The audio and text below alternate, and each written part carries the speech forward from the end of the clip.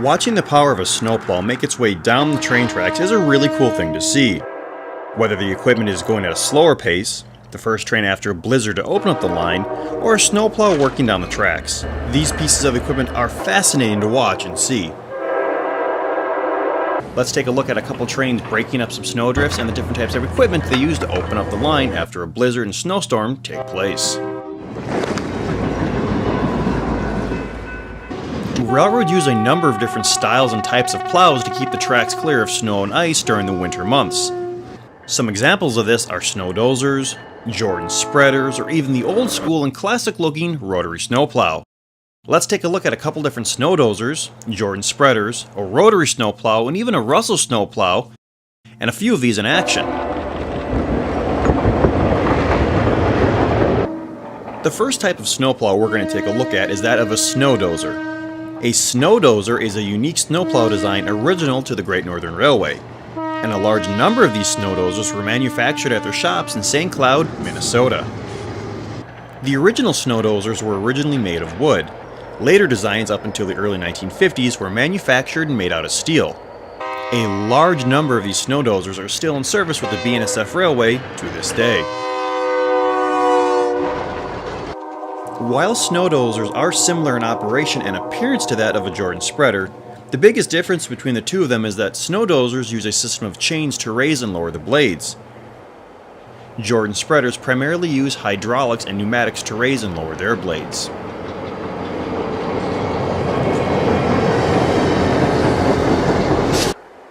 Let's see these chains work in action.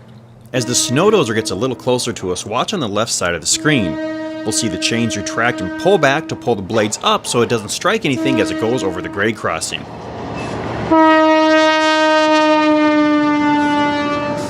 You might be thinking to yourself, what happens if the crew doesn't pull those chains back in time and they potentially hit something? That almost happened here in this video clip. Listen to the sound that the plow makes as it hits the grade crossing.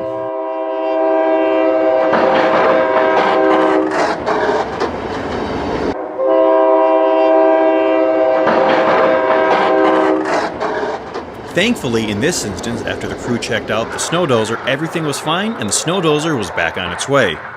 We'll catch up to the snow dozer just down the tracks and watch it putting on an impressive display, throwing snow all over the right-of-way.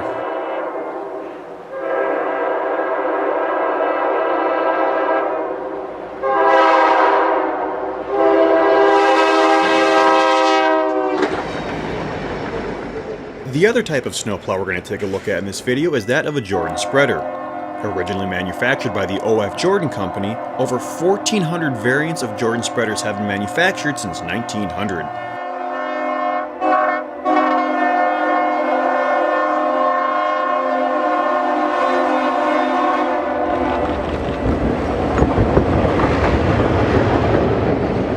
Similar to snow dozers, original Jordan spreaders were built on wooden frames. Starting in 1909, all Jordan spreaders were made of all-steel construction.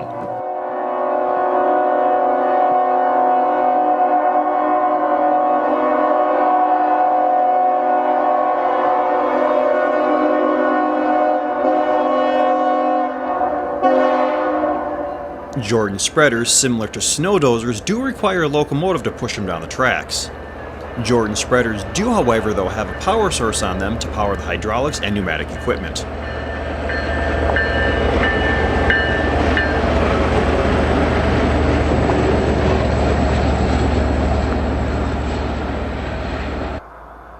Most people associate a Jordan spreader with plowing snow. This piece of equipment, though, is rather versatile. In addition to plowing and clearing the right-of-way of snow, it can also be used to reprofile the right-of-way for ditching, move gravel, or push dirt away from the railroad tracks. In this clip shot over in northeast Minneapolis, we're going to see a Jordan spreader doing just that. As the spreader comes past, pay attention to the Detroit diesel singing away, powering the hydraulic and pneumatic systems on this spreader.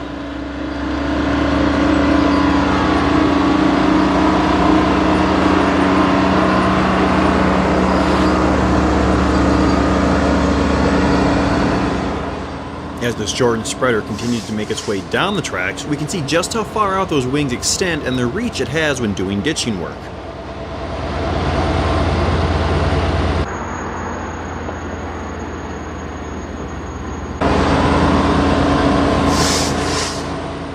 let's turn our attention back to a Jordan spreader working in the cold, long days of winter. In this particular part of the line, there have been a lot of snow that have fallen in the past few days. A train had actually gotten stuck in a snowdrift not too far away from here, so the decision was made to push snow away from the train tracks and prevent further snow from drifting in and trapping another train. We'll see this train just outside of Utica, Minnesota, moving a large amount of heavy, fresh, wet snow away from the train tracks. In stark contrast to seeing the spreader down the tracks, it's going at a much slower speed. This is because the wings are fully extended, the snow is heavy, and if the snowplow was going at a greater clip down the tracks, it would likely derail. In this close-up view, we're going to see as the wings retract in towards the Jordan spreader. They had to do this to clear a couple obstacles just ahead of the grade crossing right behind the camera.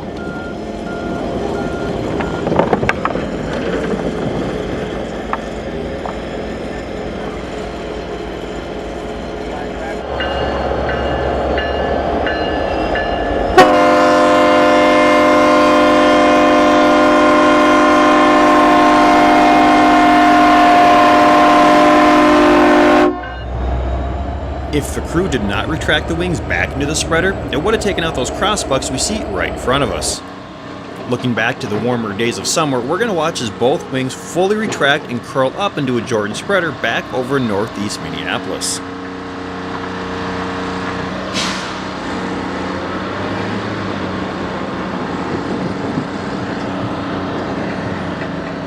As the wings and blades retract back into this Jordan spreader, let's take a look at another type of snowplow, a rotary snowplow.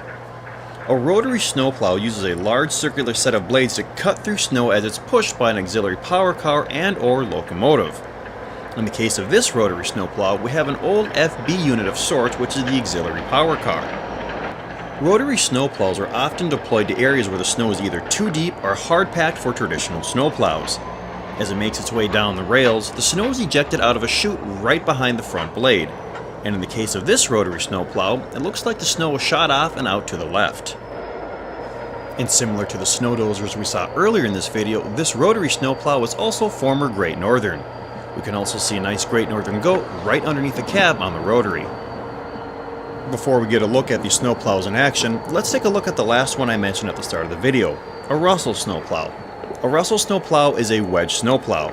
It's not self-propelled, has to have a locomotive behind it to push it down the rails and kick snow off the right-of-way. Now let's see a couple snowplows in action. Here's a couple of my favorite clips of trains busting through snow and snowplows operating from the past 15 or so years. In this shot, we're going to see a snow dozer just outside of Big Stone City, South Dakota, ripping down the tracks and kicking up a lot of snow in the last day's light.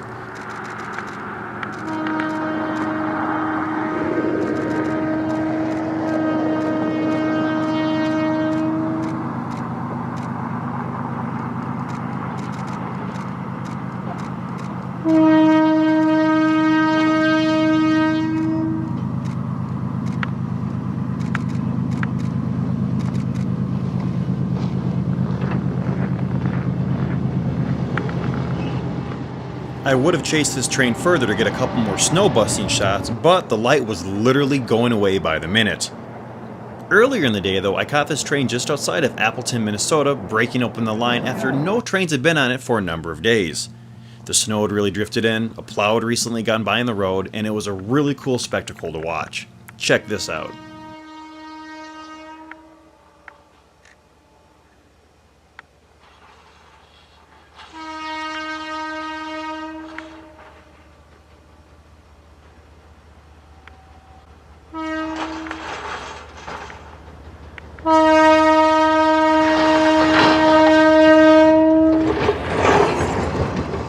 And check out the same shot in slow motion.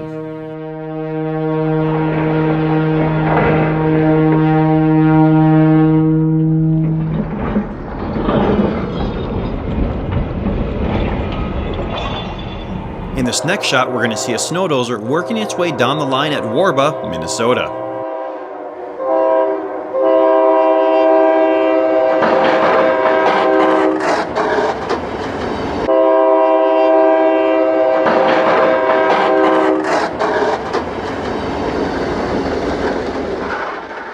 After Warba, we'll see it racing to the small town of Blackberry, Minnesota.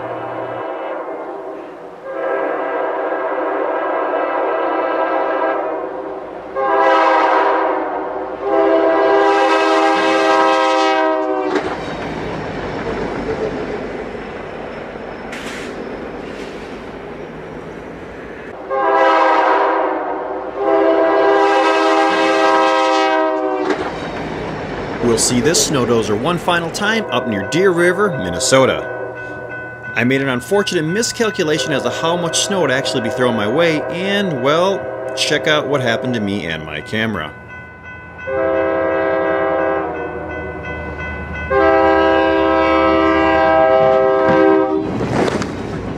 Outside of the stinging pain of snow and ice hitting my face, camera was good and I was totally fine. Now, let's see a Jordan spreader in action. Turning our attention over to the former DM&E, we're going to see a Jordan spreader ripping through town and kicking up a lot of snow as it breaks through grade crossings.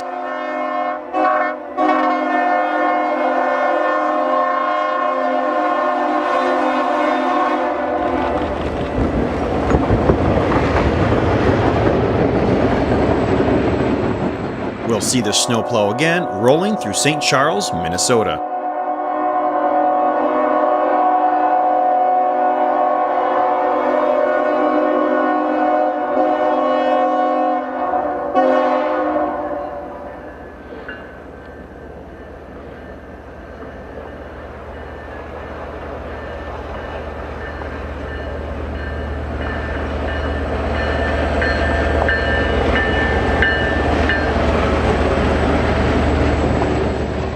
The last Jordan spreader we're going to see is this Sioux Line snowplow working on CP Casey's Withrow sub.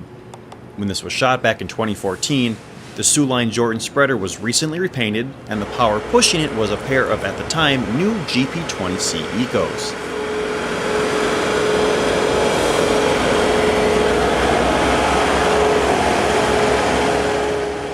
I also like the shot because you can see how the wings are open and the train is going down the tracks at a semi-decent speed.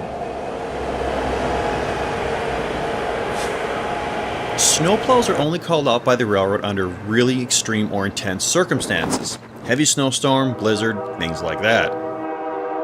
Most of the time, the way a railroad opens up the line after a heavy blizzard or snowfall is with a locomotive. Most locomotives in North America and Canada have a plow in the front, and it can create some spectacular scenes after a fresh snowfall. Such is the case with this train.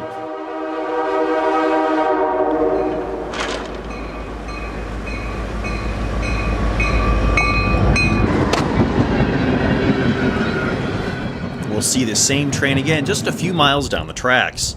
Even though a train had gone by about 2 to 3 hours before this one, thanks to the city plowing the streets, some high winds and lots of drifts, we're going to get a nice snow-busting action shot.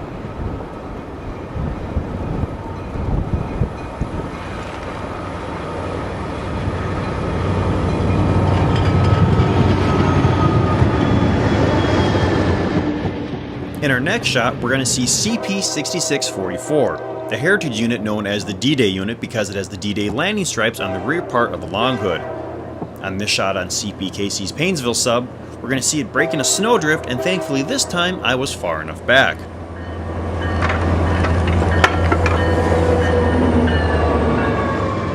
In this scene, we're going to see a pair of CN-ST-75Is ripping around the corner just outside of Withrow, Minnesota. Thanks to the lead unit having a bit of a fouled horn, it literally screams around the corner as it kicks up a ton of snow after a blizzard.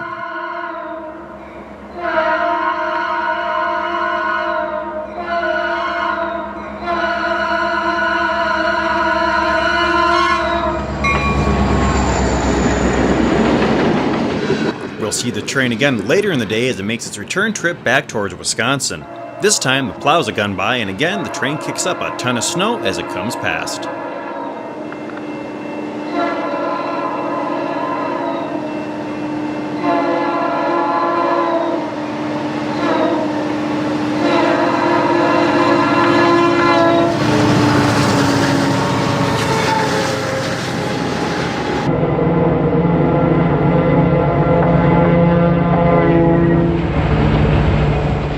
The last train we're going to see breaking through snow was over at Delwood, Minnesota. The Canadian National was done with their work in the Twin Cities and making their way back towards Wisconsin. This was the perfect winter scene to capture a train in.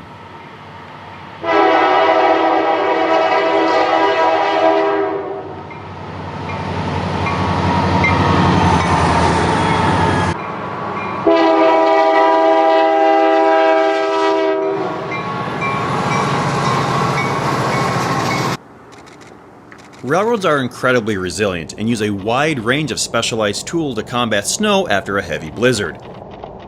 Whether it be a snow dozer, Jordan spreader, rotary snowplow, Russell snowplow, or even plows on the front of a train racing down the tracks, it's always cool to see a train breaking up the line after a fresh, heavy snowfall. Railroads tackle the challenges of winter head on. And the results, in this case, are spectacular.